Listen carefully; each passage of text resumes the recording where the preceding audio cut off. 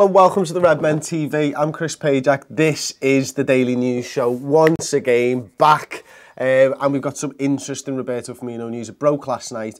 FA have cleared Roberto Firmino of any from the allegations following Mason Holgate in the FA Cup. So I'm going to read the full statement. Actually, I find it really interesting. This is from the Liverpool FC official website.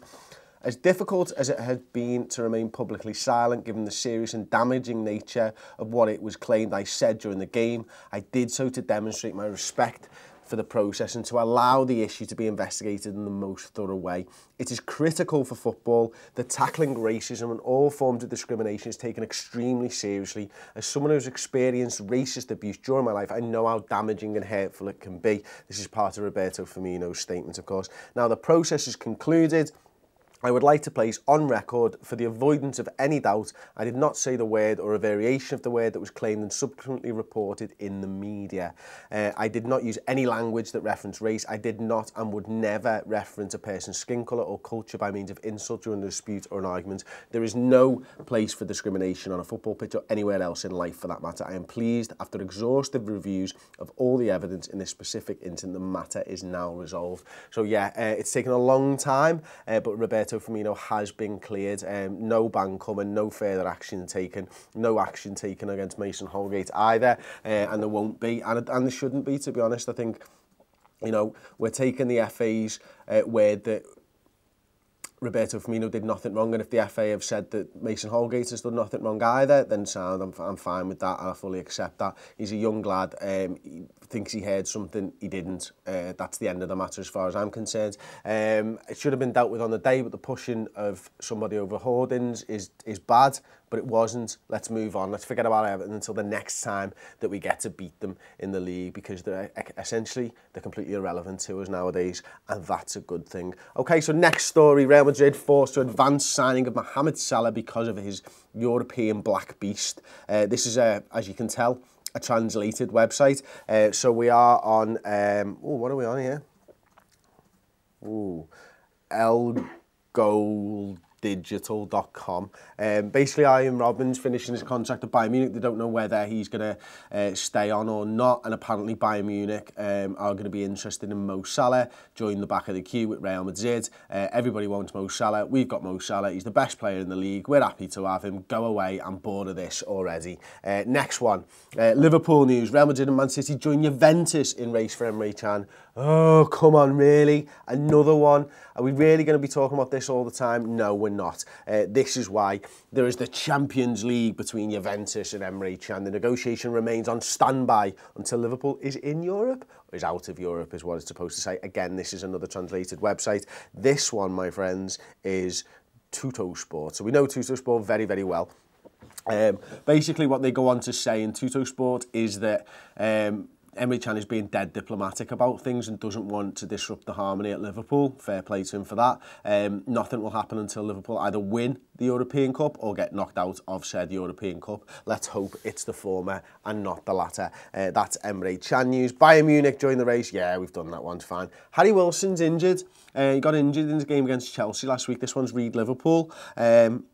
Shoulder injury, contesting a high ball. This one was originally reported by James Pearce of the Liverpool Echo. He's going to be out for about a month, so it's not looking good for the people who are out on loan at the moment, is it? Daniel Sturridge gets injured last week. Harry Wilson injured as well. Obviously, he went for first team football. They're struggling at the moment. I think they're 21st in the Championship. It doesn't look like he's going to get that football.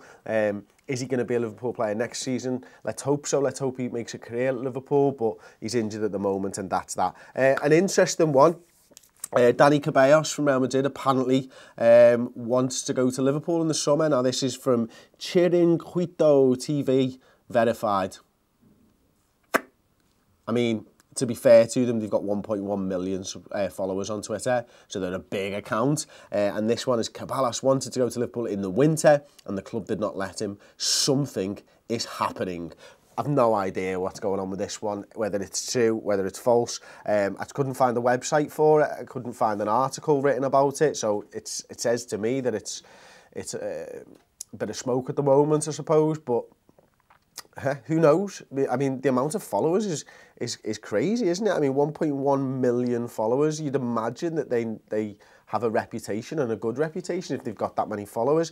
Tom, let's get into some topics, my friend. So, starting with Roberto Firmino, Dad in Houston says, so glad it's dealt with. I'm sure it was annoying him. He still played well, and hopefully he will be able to play better now. Yeah, that's it, isn't it? I suppose he'll have been carrying those demons with him, I suppose, and he's still managed to play at the top of his game. And if he can kick on any, if that's even possible at the level that he's playing at the moment, then whoa, yes, please. Thank you very much, Roberto Firmino. I was listen, I think it's mad that we had that hanging over us. We didn't, we don't really have a backup that scored goals this season so far. I mean, but thankfully it's all over and done with now, and we've got Roberto Firmino and there isn't a ban, and that's all we should really focus on right now, because he's a massive part of this side and he's going to be needed between now and the end of the season, isn't he? We got anything on the next one, mate? Yeah, just on that, we did a great podcast before. Oh, we did. Yeah, we did a podcast with Matt Ladston from This Is Anfield. We spoke about Roberto Firmino's role, and we also spoke at length about the reasoning that Liverpool may or may not have decided to chase that up, I suppose, and make sure that the FA, I don't know, it's a hard one, like the reasons behind us not signing anyone or signing a backup for it and letting someone like Daniel Sturridge go out on loan. Yeah, really, really interesting podcast on the website with Matt Ladston from This Is Anfield, who is boss, by the way. So, moving on to the Salah stuff, Callum Gilbert says, I'd like at least one more season at least off Salah. If he does go, then that's just football. I trust Klopp, so I know it'll all end up okay anyway. Yeah, it'll be sad when we've just come back from Kiev in May and we've won a European Cup and stuff. Why go anywhere? Why go anywhere else? You know what I mean? And listen, I know it's. I know I'm having a laugh here, but I think we've shown Salah this season that we can do good things on the football field. He's enjoyed his football, clearly. Any team that comes in for Mo Salah right now is going to need a decent chippy near him. We all saw that yesterday. He's in the chippy on Breck Road, having a fish cake, which is just boss, isn't it? And he looked like he was on a presidential tour, didn't he, yesterday? He was in the park flying a kite with 2 our women to begin with. Then he pops into the gym with, I think it was Derry Matthews, and does a little boxing session. And then he's off having a fish cake and a chip balm or something. I mean, the guy's clearly a Liverpool legend. He's bought into this. I love it. He's just, when you think you couldn't love the man anymore, he goes and spends a day like that. Brilliant. Absolutely brilliant. Yeah, absolutely superb. Next one, mate. Bobby Pinkston. I like Can, but Real seems a bit out of his reach. Am I wrong? I don't know. I don't know where his ceiling is, to be honest with you. I think in a different league, he could even step it up more so than we've seen. I would say his best performances have come in European games for Liverpool, for the most part, consistently anyway. And playing on the continent might suit his game a little bit more than the Premier League. I think it suits a lot of players' games more than the Premier League, to be honest with you. I think there's just a lot more space, and the tempo's a little bit slower, so you get a little bit more time on the ball. And I think with a little bit more space and a little bit more time on the ball, Emre Can could really kick on even further. He's still young enough that you still get those inconsistencies in his game, and I think that happens with young players, and it's maddening because as a football fan, you don't want to know that. You don't want people to have poor games and have dips in form, but it does happen. Ronaldo and Messi kind of change your viewpoint on that a little bit because they've just been so good for so long, but every other player's, they're all human, you know what I mean? And Klopp recognises that. Klopp's spoken about that yesterday with Sadio Mane and his dips in form and confidence and stuff, and I don't know whether Can could play at Real Madrid. Right now, at the level he's playing at in the Premier League, I'd say probably not, but with that time and space, maybe he could. Is that it? Is that what we got, Tom? No, one more. Bobby Pinkston again says, tough break for Harry. He's been a bright starlet, but hasn't grabbed his chance with 2 hands like Trent and Gomez. It's just about do or die time for him at LFC. Yeah, you could be right because he's of that age now, isn't he? But Klopp is willing to certainly give players time, and I don't think it means if you're loaned out you're done with Jurgen Klopp. I think just from watching how he's dealt with Dejan Lovren in the past, and the fact that he brings him back in for that Tottenham game after starting Matip the week before, says to me Klopp's fine with putting an arm around someone and thinking that you can get more out of them. And I don't truly believe that Harry Wilson will make it as a top-class winger for us or a top-class forward for us, because I think what he's competing with is Mo Salah and Sadio Mane, and I don't see him reaching those levels. I've not seen anything myself, but then I'm not there, I'm not watching training, I don't get to see what Klopp sees, so it's very difficult for us.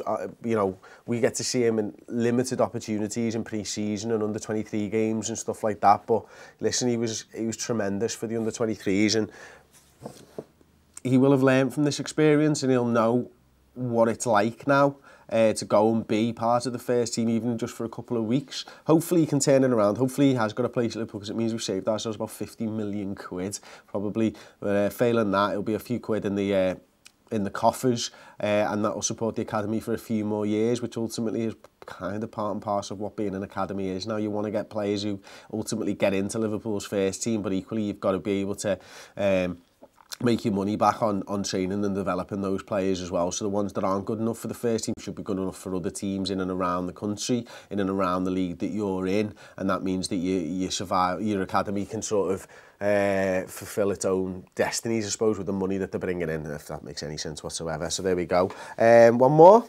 No? Okay, well there we go. That's been the Daily News Show once again. Thank you all for joining me.